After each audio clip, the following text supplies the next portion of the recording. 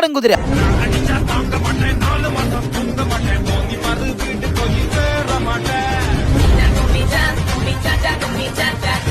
ലഹരി എന്നൊക്കെ പറഞ്ഞാൽ ഇങ്ങനെ വേണം. പജേറോനെ കൊണ്ടുള്ള ലഹരി കാണുന്ന പോലെ തന്നെ വലിയൊരു കുതിര.